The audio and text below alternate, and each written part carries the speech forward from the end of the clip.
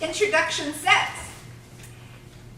It's almost Memorial Day, almost time for the most of the Northern Hemisphere to take a summer vacation, or at least think about taking one. Let's talk about our parents before we take our next vacation. We're going to listen to Cole for 5 to 7 minutes. His talk is to inform and to entertain. The title of his speech is Vacation Reset. Let's rethink how we take vacations. Please help me welcome Mr. Cole G.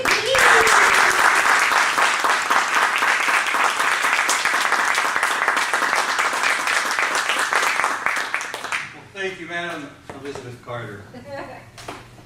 Ladies and gentlemen, yes, I know it's unbelievable. It's almost Memorial Day, and next time we meet will be June. And a lot of you are going on vacation. You just came back from Chicago, even so that was work. And many of you are going on vacation. And here is the word of knowledge from me. I'll give it to you right at the beginning, because some of you might not be able to wait until the end of my speech. Or you might doze off. There's 2 things to know about your parents. You probably have inherited your political views from your parents. I don't know why that is. Of course, Leanne is not, but... And if not, you've also inherited your vacationing habits from your parents. You're going to have to think about this one, because at first glance you're going to say no. You're going to think about your dad and how dumb he acted, or your mom, and you're going to reject it with fierce antithesis, saying that you do not take after your parents. But you're going to think about this when you go home, and when you wake up at 3 in the morning, you're going to say, I'm just like my mom. But here I am, giving you a chance before Memorial Day, before this year's vacation, and next year's, to think about it. And hopefully you don't have to be your parents when it comes to vacationing if you don't want to. Of course, some of you here have the most glorious parents who have gone on the most glorious vacations, and you don't need to change a thing. Or not. Let us begin with me, myself. I have thought about vacations that my parents brought me on, and what am I like as a vacationer? How do I reject my parents, and how do I accept my parents' vacationing habits? In a nutshell, 3 things came to mind. Number 1, I just reject my parents' vacationing habits. At once, let's say up to the age of 45 or 40, I was a carbon copy, a duplicate of my parents. I hate to admit it, because I hated our vacations. Boring. They were really planned out, very bureaucratic, and to the letter, carbon piece of paper, what you're going to do, and I was like that too. When I had a job where I had 2 weeks off, my vacation was planned maybe 9 months before, 11 months before, where I was going to go. I was looking for vacation bargains 11 months in advance. Everything was planned out.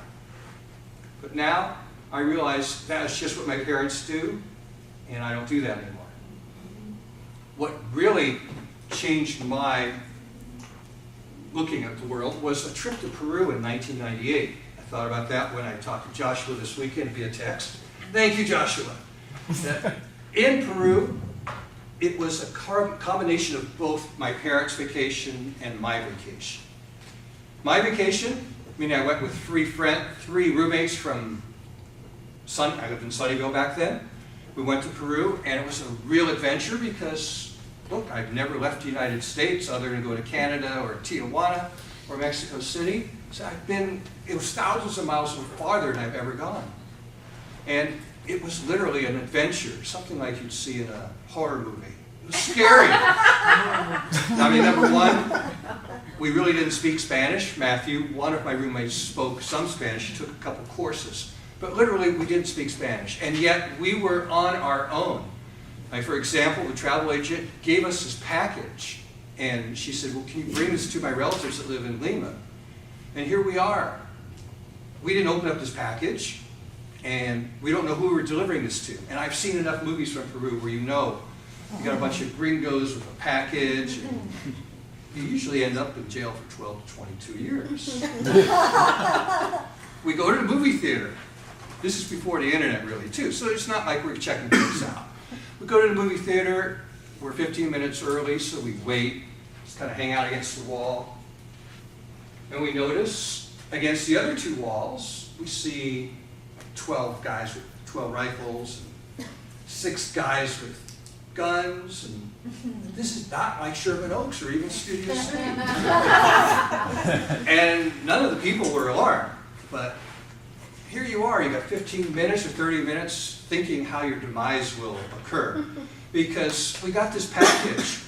We actually were joking how we got that through customs, but we really didn't think, what's in this package? And it was just really scary. But obviously nothing happened. We delivered the package to a really nice couple, and that was it. We still don't know what's in the package, and we don't care. But here's the thing. I was in Peru for like 2.5 weeks, but on 2 or 3 of the days, we went on a tour.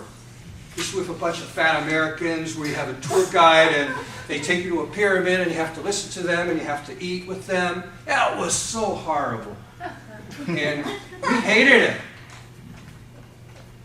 And from that time in 1998, I have never gone on a tour again, and all my vacations where I had power over my outcome, never did it. In fact, I recall, it's sort of like here in Toastmasters, or my predilection towards improv. If it's all written down, and if I know what I'm going to do every day, I'm not going to enjoy it. So I know when I'm planning a vacation, not to be like my parents, and be like myself, or my true self, which is to not plan things. When I went to Spain in 2004, I did just that. My actual only goal was to not speak English for 2.5 weeks. I only spoke English one time when I was in a park, and these people were so lonely, so desperate. I ignored it. I tried to ignore it. I didn't see them, but they came running after me. And my guilt took over, and I had to speak English. And I felt I betrayed myself a little bit. But I did it, 2.5 weeks, no English. That is really living on the wild side. But last year I went to New Jersey, and this is a great story where when you're going on vacation now, to really separate yourself from your parents, think about technology. I went to New Jersey, went to New York, and one day I went to a meetup. Winston, you've gone to some of my meetups with Spanish Meetup. So I went to the Spanish Meetup in Manhattan, and I met some people who had they deliver food to the poor, meaning that you go around at night and you collect leftover food from restaurants, put it in your backpack the next day. It's sort of like the sign up here for Toastmasters. You sign up for a time, and you deliver food. So I befriended those folks, and 3 of them, and thought, well, that would be the most awesome thing I could do in this vacation. Is actually just put food in my backpack and tour with these guys and learn New York and actually feel like I'm doing something constructive. I never would have done that before because there obviously would have been something to do on that Thursday or Friday that was not, my agenda would have been full. But it is so great to go on a vacation and have a clean slate and fill that vacation with what you want to do most. In my case, it's to do things on the spur of the moment. For you, it might be a plan. It might be to sit on the beach and contemplate. But my final words are, go on your vacation, but think about your parents first. And should you choose, don't do what your parents would do. Do what you would do. Madam Toastmaster.